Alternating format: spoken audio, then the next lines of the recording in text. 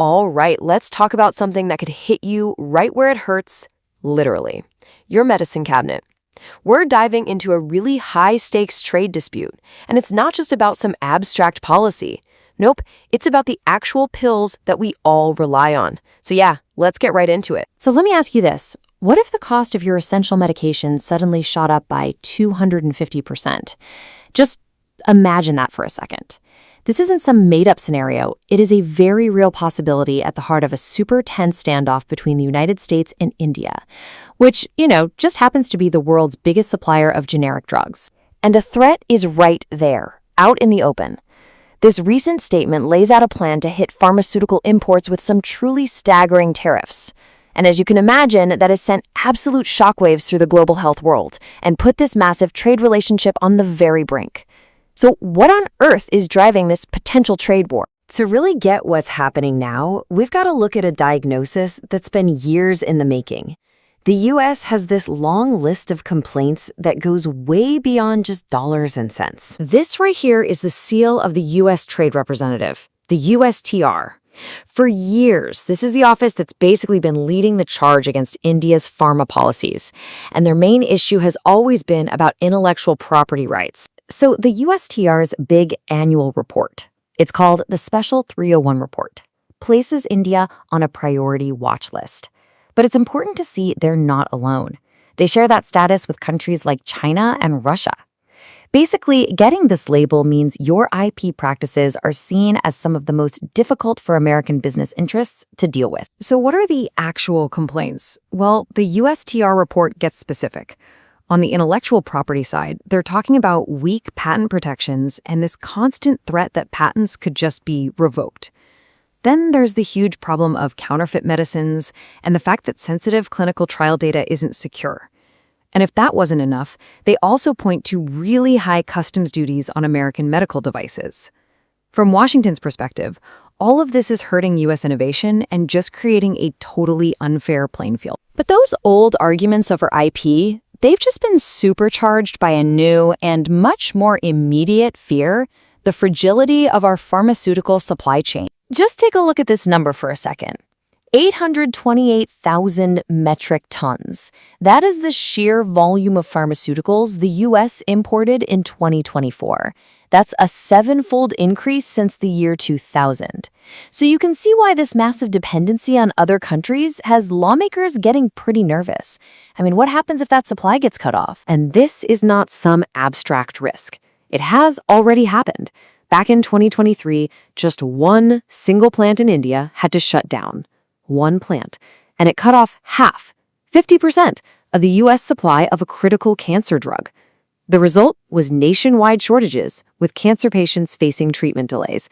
It's a perfect and pretty scary illustration of just how vulnerable we are when we rely so heavily on just a few places overseas. And beyond just getting the drugs, there's the question of quality. A recent study, which was cited by the Coalition for a Prosperous America, found that generic drugs made in India had a 54% higher risk of causing severe adverse events when compared to the same drugs made in the U.S. And this data point, it's become a key part of the argument for bringing drug manufacturing back home to American soil. So that's the U.S. diagnosis. But as you know, that's only one side of the story. How is India, the country they call the pharmacy of the world, fighting back with its own prescription? India's whole defense really boils down to this powerful identity.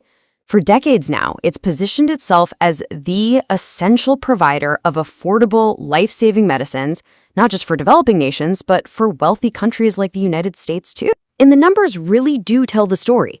India supplies a staggering 40% of all generic drugs that Americans use. 40%.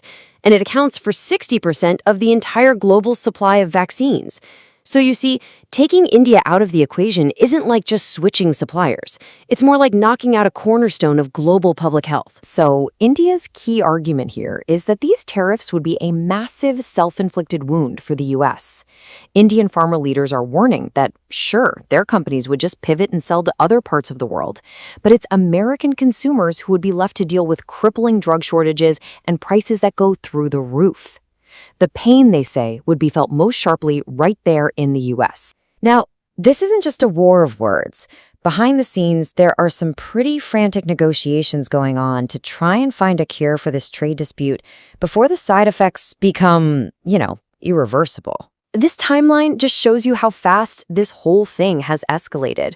We've had multiple rounds of talks already, another one's on the calendar, and you can tell both sides are really working against the clock here, trying to de-escalate and hammer out some kind of deal. And look, India has put some major concessions on the table. Reports are saying they've offered to completely eliminate their own tariffs on U.S. pharma imports.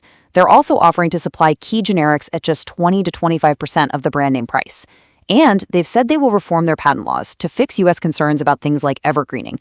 That's the practice of making tiny changes to a drug just to extend its patent life.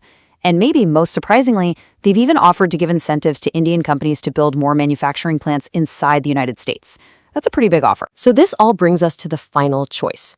What we're really looking at are two completely different philosophies about how the entire world of medicine should even work. On one hand, the U.S. is pushing for a future built on national security, bringing supply chains back home, and enforcing really strong IP protection to boost its own industries. But on the other hand, India is defending this globalized model, one that's built on specialization and massive scale to make sure everyone has access to affordable medicine. And the choice between these two paths is going to have enormous consequences for all of us. And that leaves us with this final, really critical question. This whole dispute is so much more than just geopolitics or economics. It's a direct collision between trade policy and health policy. And as the negotiators make their next move, the real question is, who's the one that ultimately pays the price?